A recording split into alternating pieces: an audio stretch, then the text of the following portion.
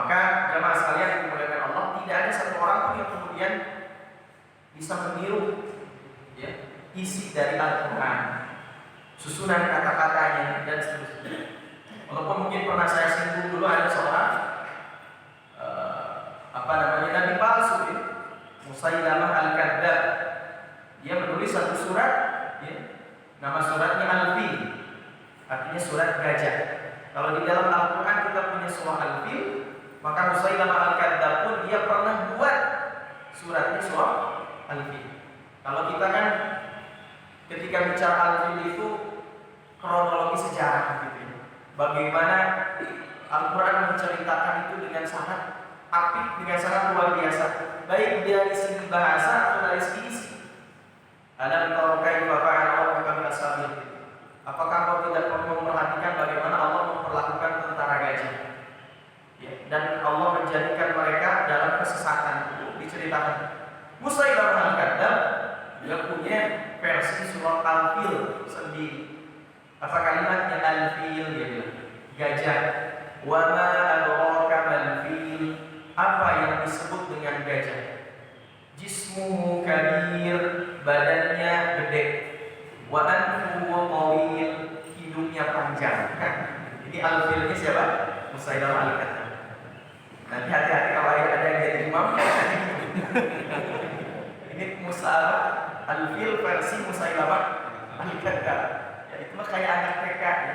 Al-Fil. Kalau dilakukan memang kayak Al-Quran. Apalagi kita nggak ngerti gitu ya. Setiap bahasa Arab dianggapnya doa atau Al-Fil. Wa ma adraka mal-fil. Jismuhu kabir wa anfuhu tawil. Itu kayak Al-Quran benar. Kalau dibaca seperti itu, hati-hati perhatikan. Kalau imam baca Quran apa nih? Apalagi surat yang nggak kita paham apa nih? Surat apa nih? Jangan-jangan Quran palsu begitu ya. Nah itu tidak ada.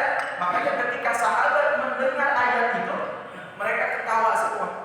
Ya, kita pun ketawa gitu kan. Dan itu mengaku Nabi Musailamah Al-Kadzdzab.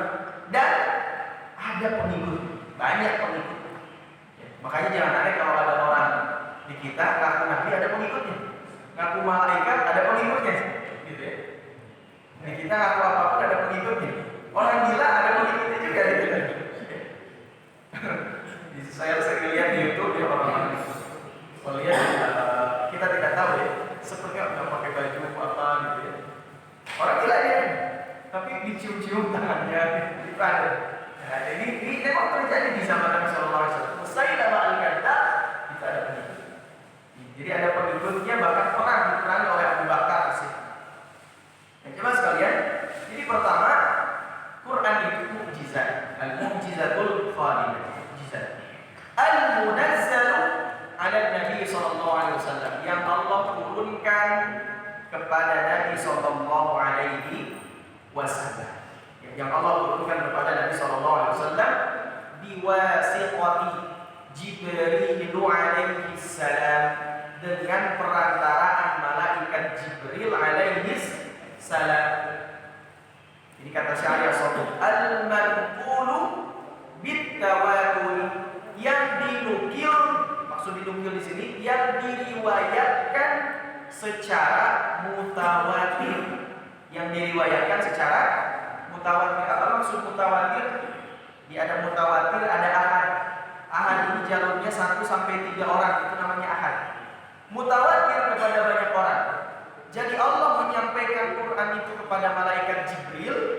Allah menyampaikan kepada malaikat Jibril. Kemudian malaikat Jibril menyampaikan kepada siapa? Rasulullah Shallallahu Alaihi Wasallam.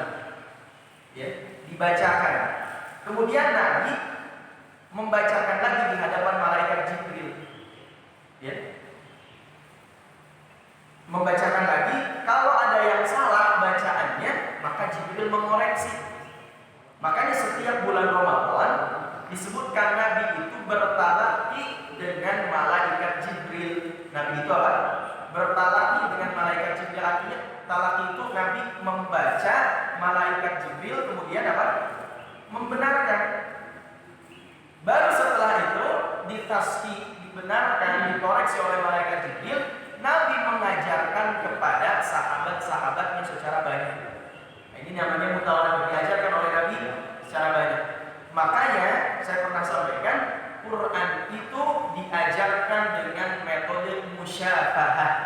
Apa itu musyafahah? Dari mulut ke mulut. Ya, dari mana? Dari mulut ke mulut. Malaikat Jibril mengajarkan kepada Nabi, Nabi mengajarkan kepada para sahabat. Ya, itu dari mulut ke mulut, lengkap dengan aturan membacanya, lengkap dengan aturan bacanya, tajwidnya, panjang pendeknya, dan seterusnya. Itu dari Nabi dulu. Makanya Imam Ibnul Jazari dalam muqaddimah tafsir, dalam muqaddimah Al-Jazariyah, beliau mengatakan apa? Wal akhdhu bit tajwid hatmun lazimun faman lam yujawwidil Qur'an fa huwa athim. Apa kata Imam Ibnul Jazari? Wal akhdhu bit tajwid hatmun lazimun. Membaca Al-Qur'an dengan tajwid itu hatmun lazim, satu keharusan, satu kewajiban. Faman lam yujawwidil Qur'an fa huwa athim. Siapa yang membaca Al-Quran tidak dengan tajwid, maksud tajwid di sini bukan tajwid teori, tapi tajwid namanya prakteknya. Fahuwa athim, maka dia berdosa. Kalau dia baca Quran tidak bertajwid, kemudian tidak mau belajar, maka dia apa? Berdosa. Ya, tapi kalau baca Quran salah, tapi diiringi dengan belajar, maka itu dapat dua pahala. Kata Nabi, al-mahiru bil Quran ma'asafaratil kiramil bararah. Orang yang baca Qurannya mahir, ya, maka disertai, didampingi oleh para malaikat yang selalu menebarkan kebaikan. Walladzi yaqra'ul Quran, dan orang yang membaca Quran wa yatata'u, dia terbata-bata, terseok-seok, ya belum lancar baca Qurannya. Wa huwa syaqqun 'alaihi, bahkan mendapat kesulitan dalam bacaan Al-Qur'annya, lahu ajran, maka dia dapat dua pahala kalau diiringi dengan belajar, ya. Tapi kalau tidak mau belajar, sudah merasa saya mah udah hatam Iqra 4, merasa sudah bisa baca Quran, gitu ya, sudah lancar baca Quran, dan tidak mau belajar, tidak diiringi lagi dengan belajar, bahwa athim. Kenapa berdosa? Sebab kata Imam Ibnul Jazari, li'annahu wal ilahu anzala. Karena dulu Allah menurunkan Al-Quran itu dengan tajwid, wa hakadha ilaina wasala, dan dengan tajwid pula Al-Quran sampai kepada kita. Makanya ketika menafsirkan ayat wa rattilil Qur'ana tartila, hendaklah kau membaca Al-Quran dengan tartil. Apa kata sahabat Ali bin Abi Thalib? Makna tartil itu tajwidul huruf wa ma'rifatul huruf, yaitu mentajwidkan huruf-hurufnya, wa ma'rifatul huruf, dan mengenal tanda berhentinya. Jadi Quran itu sampai kepada kita dengan metode musyafahah, periwayatan. Makanya Quran itu adalah bacaan yang kemudian ditulis. Ada yang ditulis oleh para sahabat, maka ada para sahabat menulis wahyu. Nah, itu namanya al-manqulu bitawatur, ya, yang diriwayatkan kepada kita secara mutawatir. Ya. Kemudian apa? Al-maktubu wal maktubu fil masahif. Al-Quran itu ditulis di dalam lembaran-lembaran. Dulunya di dalam lembaran-lembaran. Ya, sebelum dikumpulkan di zaman Abu Bakar, disempurnakan lagi di zaman Utsman bin Affan. Al-maktubu fil masahif. Dan yang paling penting, wal muta'abbadu bitilawati, dan mendapatkan nilai ibadah ketika kita apa? Membacanya. Apa dalilnya? Man qara'a harfan min kitabillahi falahu hasan. Siapa yang baca satu huruf dari Al-Quran, maka dia dapat 10 kebaikan. Wal hasanatu bi asyri amsalih. Ya. Wal hasanatu, dan kebaikan itu sama dengan 10 kebaikan. La aqulu alif lam mim harfun, kata Nabi. Aku tidak katakan alif lam mim satu huruf, walakin alifun harf, lam satu huruf, wa mim dan mim satu huruf. Maka alif lam mim itu 3 huruf. Tapi dalil-dalil seperti ini bukan berarti kita disuruh hitung-hitung pahala, bukan ya. Baca Bismillahirrahmanirrahim 19 190 alhamdulillah dapat 2 nongkos gitu ya. Al-Fatihah itu pahala ya. Al-Ikhlas ya. Berapa kali khatam di bulan Ramadan? Alhamdulillah 10 kali. Ternyata baca Al-Ikhlas 30 kali. Karena katanya Al-Ikhlas itu sepertiga dari Al-Qur'an gitu ya. Ini hadis-hadis seperti ini ya, ini kata para ulama disebut dengan hadis-hadis targhib. Targhib itu adalah motivasi agar kita senang untuk banyak-banyak baca Al-Quran. Nah itu makna Al-Quran secara istilah. Mukjizat diturunkan kepada Nabi melalui malaikat Jibril, diriwayatkan secara mutawatir. Mutawatir itu tadi pada orang banyak, ya. Kemudian tertulis dalam lembaran-lembaran dan orang yang membacanya mendapat nilai ibadah. Kalau baca hadis nggak dapat pahala ibadah. Kalau cuma baca, misalkan innamal a'malu binniyat wa innamal likulli imrin ma nawa, nggak ngerti, ya cuma baca doang, nggak dipelajari, nggak dapat pahala. Tapi kalau baca hadis, niatnya buat belajar, niatnya memahami hadis itu dapat pahala. Tapi kalau Quran cuma bacanya saja, Bismillahirrahmanirrahim. Alhamdulillahilladzi anzala 'ala 'abdihi al-kitaba wa lam yaj'al lahu 'iwaja. Kita enggak ngerti artinya. Misalnya, kita enggak ngerti artinya sekalipun itu dapat pahala berapa? Apalagi kalau Quran itu dipelajari, ya, bagaimana belajar tafsirnya, bagaimana belajar ilmu-ilmunya, insyaallah luar biasa pahalanya di sisi Allah.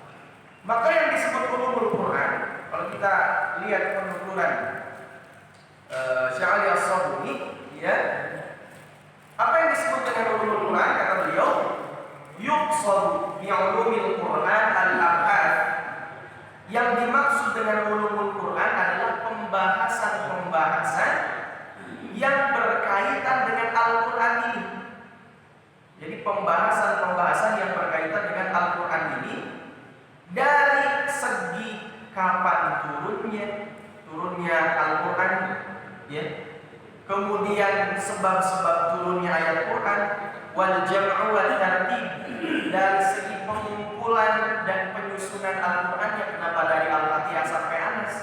Kenapa tidak surat Al-Alaq dulu, kemudian terakhir surah Al-Baqarah, begitu ya? Sesuai dengan bagaimana turunnya ini. Wat tadwin, penyusunannya, wa ma'rifatul asbabin nuzul. Bagaimana kita mengenal sebab-sebab turunnya ayat? Karena ada beberapa ayat Al-Quran, beberapa, tidak semua ya, beberapa ayat Al-Quran tidak bisa kita pahami kecuali sudah tahu sebab-sebab turunnya. Wal makki, wal madani, apa bedanya ayat makkiyah dan madaniyah? Ya. Jadi ayat makkiyah itu artinya ayat yang turun ketika periode Rasulullah dakwah di mana? Di Makkah. Walaupun kadang turunnya bukan di Makkah. Ayat Madaniyah itu bukan berarti turunnya harus di Madinah. Ya, boleh jadi ayat itu turunnya di Makkah, tapi kok disebutnya ayat apa? Madaniyah. Sebab pada waktu itu sudah masuk periode apa? Periode Madinah. Ya, jadi Makkiyah Madaniyah itu masalah periode dakwah Nabi. 13 tahun di Makkah, 10 tahun di mana? Di Madinah. Ya. Wa ma'rifatun nasikh wal mansukh, mengenal ayat yang menghapus dan ayat yang terhapus. Wal muhkam wa al mutasyabih, ayat-ayat yang jelas, ayat-ayat hukum, ayat-ayat yang sama, perlu penafsiran, ya, dan lain sebagainya. Ya. Nah, hal-hal seperti ini dibahas di mana? Dibahas di dalam satu ilmu yang namanya ilmu ulumul Quran. Ketika ditanya kenapa misalkan ada sholat, tiba-tiba dia sholat ke belakang kiblat, ya, kenapa sholatnya di situ? Kan ada dalilnya. Apa dalilnya? Kenapa? Kepunyaan Allah lah, timur dan